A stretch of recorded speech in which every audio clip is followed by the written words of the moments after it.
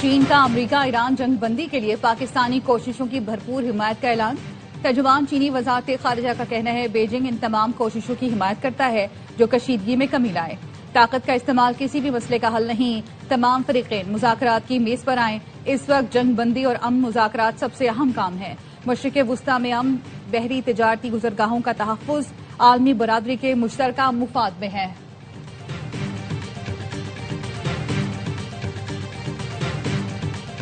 کرنے سے مشروط کر دیا ہے۔ ایران کا موقف ہے جنگ کے خاتمے کی پہلی شرط حملے بند کرنا ہے۔ ایرانی میڈیا کا دعویٰ ہے کہ شرائط پوری ہونے تک دفاعی کارروائیاں جاری رہیں گی۔ جنگ بندی سے پہلے حملے روکنا ضروری ہے۔ ایرانی حکام کے مطابق امریکی تجویز کا جائزہ لیا گیا۔ ایران نے امریکی جنگ بندی کی تجاویز کو ضرورت سے بڑھ کر قرار دیا ہے۔ ایران کا جنگ کے خاتمے کے لیے امریکی تجویز پر منفی رد عمل۔ ایران نے جنگ کے خاتمے کو امریکہ اسرائیل کے حملے بند کرنے سے مشروط کر دیا ہے۔ ٹرمپ کا ایران سے مذاکرات کا بیان جھوٹا ہے۔ ایران سے مذاکرات شروع نہیں ہوئے۔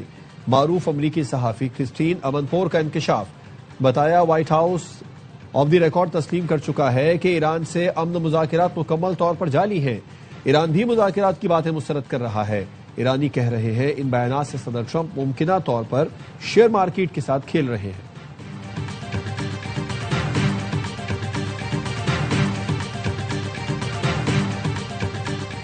دنیا کو تباہی سے بچانے کے لیے پاکستان کی کوششیں۔ وزیر اعظم شہباز شریف کا سعودی ولی عہد محمد بن سلمان سے رابطہ۔ سعودی عرب پر حملوں کی مذمت کرتے ہوئے یکجہتی اور حمایت کا اظہار کیا۔ غیر معمولی تحمل کا مظاہرہ کرنے پر سعودی قیادت کو سراہا۔ کہا پاکستان ہمیشہ سعودی عرب کے ساتھ کھڑا رہے گا۔ امت مسلمہ میں اتحاد اور ہم آہنگی وقت کی اہم ضرورت ہے۔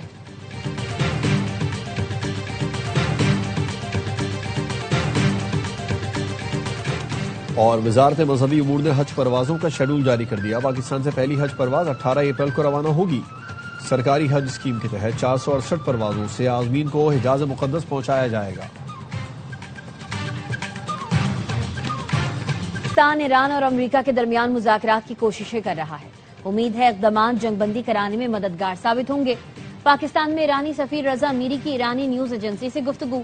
عالمی ایٹمی توانائی ایجنسی کے سربراہ رافیل گروسی نے بھی بتایا رواں ہفتے ایران اور امریکہ کے درمیان اہم مذاکرات اسلام آباد میں متوقع ہیں۔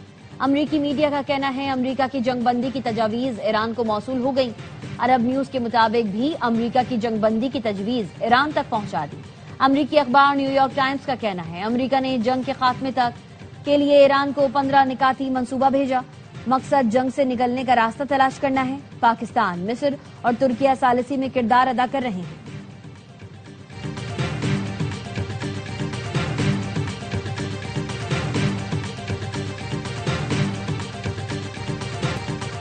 وزیر اعظم شہباز شریف سے chairman Peoples Party Bilawal Bhutto کی ملاقات۔ خطے کی کشیدہ صورتحال کے پیش نظر اقدامات پر بات چیت۔ وزیر اعلیٰ سندھ بھی موجود تھے۔ وزیر اعظم شہباز شریف آج صدر آصف علی زرداری سے ملاقات کریں گے۔ خطے کی کشیدہ صورتحال پر غور کیا جائے گا۔ ذرائع کا کہنا ہے وزیر اعظم شہباز شریف اور نائب وزیر اعظم اسحاق ڈار صدر مملکت کو موجودہ صورتحال پر بریفنگ دیں گے۔ صدر آصف علی زرداری کو امریکہ ایران جنگ میں ثالثی کی کوششوں پر اعتماد میں لیا جائے گا۔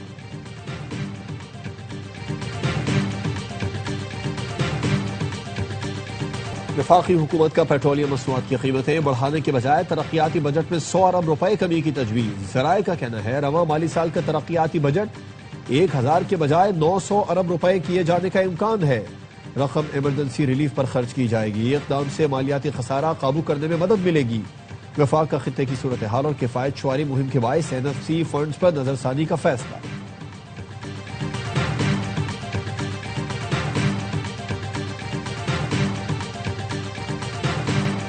ایران کا امریکی طیارہ بردار جہاز ابراہم لنکن کو میزائل سے نشانہ بنانے کا دعویٰ۔ ایران کا کہنا ہے امریکی طیارہ بردار جہاز پر میزائل ساحل سے داغے گئے۔ اسپیکر ایرانی پارلیمنٹ محمد باقر قالیباف کہتے ہیں امریکہ کو خبردار کرتے ہیں ہمارے دفاع کے عزم کو آزمانے کی غلطی نہ کرے۔ ایران اپنی سرزمین کے دفاع کے لیے ہر حد تک جائے گا۔ دشمن قیادت کے فیصلوں کا بوجھ اس کے فوجیوں کو اٹھانا پڑے گا۔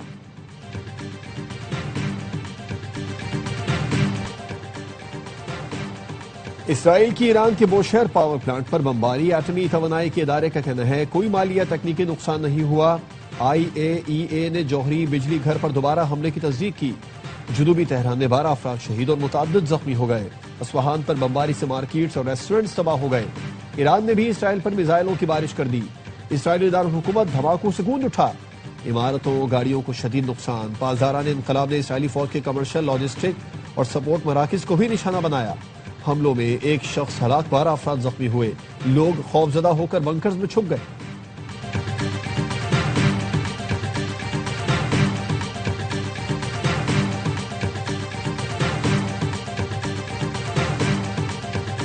عالمی طاقتوں کا ایران کو مذاکرات کرنے کا مشورہ. چینی وزیر خارجہ کا ایرانی ہم منصب سے رابطہ. جنگ کے بجائے بات چیت کو فوقیت دینے کی تجویز دی. کہا فریقین کو امن مذاکرات شروع کرنے کے موقع سے فائدہ اٹھانا چاہیے. فرانسیسی صدر نے بھی ایرانی ہم منصب سے رابطہ کیا. کشیدگی کم کرنے اور سنجیدہ مذاکرات پر زور دیا. فرانسیسی صدر نے کہا خطے میں استحکام کے لیے فوری اور مؤثر سفارتی کوششیں ناگزیر ہیں. CNN نے دعویٰ کیا ایران امریکی نائب صدر JD وینس سے بات چیت کے لیے تیار ہے. ایران وٹکوف اور جیرڈ کشنر سے مذاکرات میں دلچسپی نہیں رکھتا.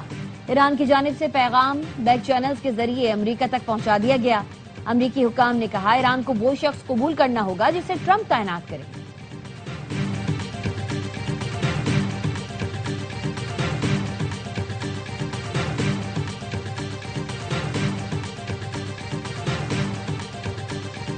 PSL 11 کا ایکشن کل سے شروع ہوگا. افتتاحی میچ لاہور قلندرز اور حیدرآباد کنگز مین کے درمیان کھیلا جائے گا. کپتانوں کی پریس کانفرنس.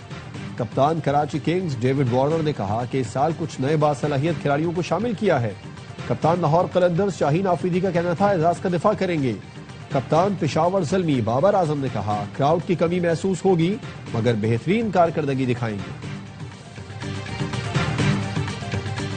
اسٹاک مارکیٹ میں کاروبار کے دوران تیزی. دوران ٹریڈنگ 100 انڈیکس میں 4000 سے زائد پوائنٹس کا اضافہ دیکھا گیا. 100 انڈیکس 1,58,000 کی سطح بحال. بین الاقوامی مارکیٹ میں خام تیل کی قیمتوں میں کمی. لندن برنٹ خام تیل کی قیمت 5.52% کم ہو کر $98.70 فی بیرل ہو گئی. امریکی WTI خام تیل کی قیمت 5.15% کمی سے $87.61 فی بیرل ہو گئی. رائٹرز کا کہنا ہے مشرق وسطی سے جلد خام تیل کی سپلائی شروع ہونے کا امکان ہے.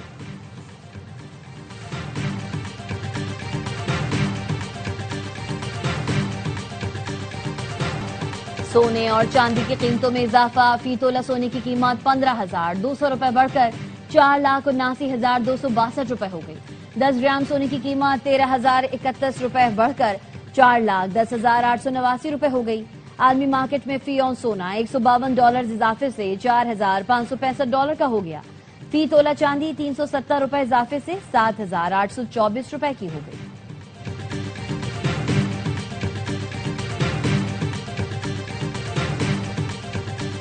وزیر داخلہ محسن نقوی اور چودھری صالح حسین کی زیر صدارت اجلاس. اسپینش ریزیڈنٹ کارڈ کے لیے پیشرفت کا تفصیلی جائزہ. غیر قانونی تارکین کو رجسٹریشن سے پہلے دستاویزات 1 ہفتے میں جاری کرنے کا فیصلہ. وزیر داخلہ کا کہنا تھا کسی مجرم کو پاسپورٹ جاری نہ کیا جائے. پولیس ترجیحی بنیادوں پر کریکٹر سرٹیفکیٹ جاری کرے. چودھری صالح حسین نے کہا اسپینش ریزیڈنٹ اسکیم سے 15,000 پاکستانی مستفید ہوں گے.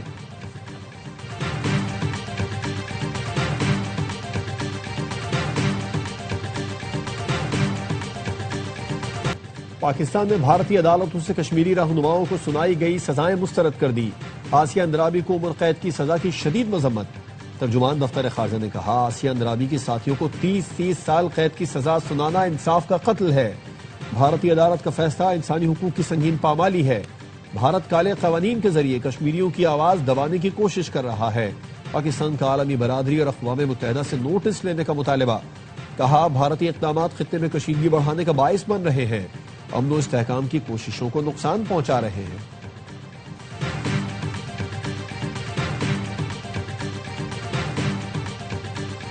سانحہ گل پلازا کی تحقیقات. Senior member board of revenue judicial commission کے روبرو پیش. کمیشن کا نامکمل ریکارڈ جمع کرانے پر تشویش کا اظہار. خالد حیدر شاہ نے مکمل ریکارڈ کے لیے مہلت مانگ لی. کمیشن نے قیام پاکستان سے قبل کا ابتدائی ریکارڈ بھی طلب کر لیا. کہا کراچی میونسپلٹی اور ایسٹ انڈیا کمپنی کے درمیان کوئی معاہدہ تھا تو اس کی نقل پیش کی جائے. وضاحت کی جائے موجودہ حیثیت میں کیا یہ زمین صوبائی حکومت کی ملکیت ہے. تمام ریکارڈ 1 اپریل تک جمع کرائیں.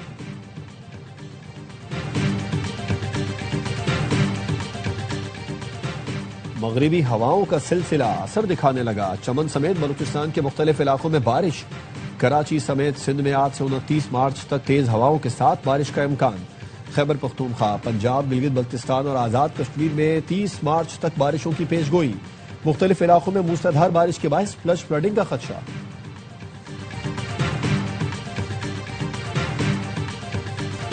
اور ARY film, Salman Iqbal films اور بگ بینگ فلمز کی پیشکش، فلم آگ لگے بستی میں نے باکس آفس ریکارڈ قائم کر دیا، فلم کو سب سے بڑا افتتاحی ویکینڈ بزنس ملا، فہد مصطفیٰ اور ماہرہ خان سٹارز فلم نے پاکستان میں عید کے دنوں میں باکس آفس پر 16 کروڑ 20 لاکھ، بیرون ملک 11 کروڑ روپے کما لیے، فلم نے عالمی سطح پر ویکینڈ پر 27 کروڑ 20 لاکھ روپے کا بزنس کیا، ملک بھر کے سینما گھروں میں ہاؤس فل نمائش جاری، ٹکٹس کی ڈیمانڈ کی وجہ سے سینما گھروں نے رات کے ایکسٹرا شو رکھ دیے۔